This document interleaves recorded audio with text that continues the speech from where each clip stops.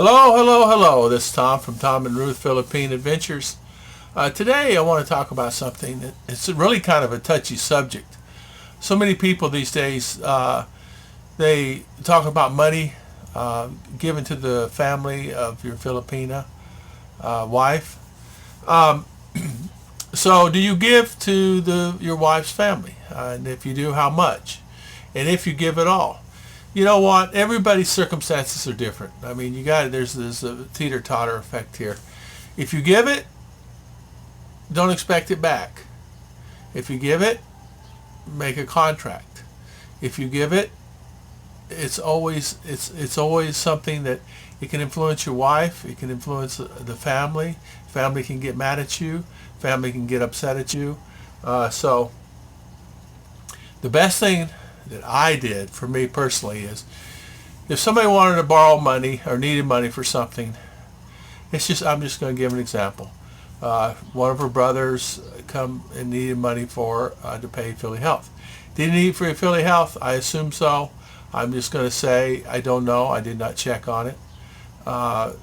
And he's not someone that has lied to me in the past. Okay, no worries. I give it to him. Now he said I will pay you back. Little do I know that he will not. I mean, it was 1,700 pesos that he had to pay. Nephew came, needed money for graduation, for his uniform for school, and it was $60. Okay, so you have to make judgment calls on it. And for me personally, I believe in helping family out. If you don't give, boy, I tell you, I'm a giver anyway. I will not give them all my money, but then again too, I'm there to help, because you know what, someone's helped me in the past. So my father. So when I needed money, I didn't need it after 18. I did need it one time after I was 18, and a situation arose, but I've been lucky that way. I didn't have to have it per se. And have I had hard times? Yes.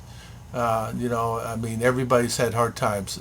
Some has had harder times than others, and even Filipino here have hard times. A lot of times they can't, have food for rice and things like that. So my opinion is you have to take any given situation, take a look at it. Would I loan them 20,000? No. Would I loan them 50,000? Probably not. Now, there's been times that, I'll give you an example. She's got a wonderful family. There was a time Western Union did not open, and I needed 60,000 peso, which is $1,000, a little over $1,000. Just say $1,100. So I knew that her sister sometimes carries it because she has a big farm and she uses it for fertilizer and things. So I called her and asked her, I says, can you let me have that until tomorrow afternoon, and I'll just go to Western and pay it back because I need to pay for this. It had to do with this house. And I had to go deposit it in the thing because Western had limited the amount of money. Now, I'm going to say this. People say, don't always to put all your eggs in one basket. Don't have Western Union only. Don't have MoneyGram only. Don't have Zoom only. Don't have remittance only. Don't have SendValue only. Do Remitly only.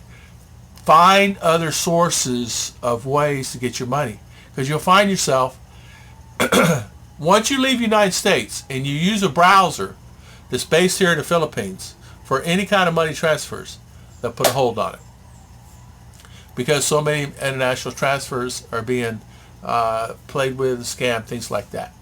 If you keep your browser open, log on the USA website when you get money on Western Union, that's fine.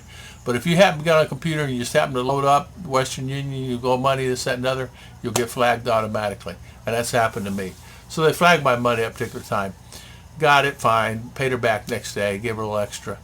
But at the end of the day, what you have to do is you really have to think about any given situation.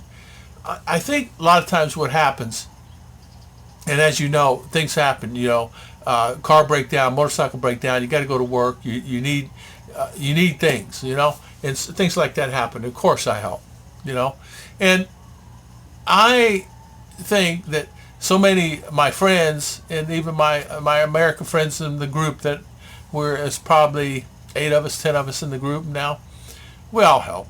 I mean, there's one or two that's, no way, I wouldn't give them 1 peso. You know, well, you live here, and they sometimes family feeds you, and they take care of you. They take him to the doctor, and when his wife can't, because she works a job, she's a school teacher, and he will not give him gas money. So everybody has their way of doing things. But I just want to bring this shout out to everybody. People ask me, do you give family? Yes. Do I give them large sums? No. Do I give them little? Yes. And by little I mean $20, $10, $5. If I see someone in need, I'll give it. Why not? You know, people will say, oh, you get attacked and this, and everybody asks you for money. No, it's about control. It's about being smart. It's about being stern. You know, you say, okay, yes, of course you can borrow this money, or you can have this money. They always say, can I borrow money? Of course you can borrow money. Borrow here means they'll get it and not pay it back. It's okay. You know, it's life's too short to worry about the little stuff like that.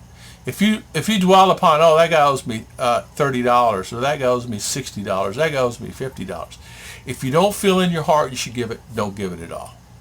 I feel in my heart I should give. I play with my heart. My heart says no, I will not. I don't.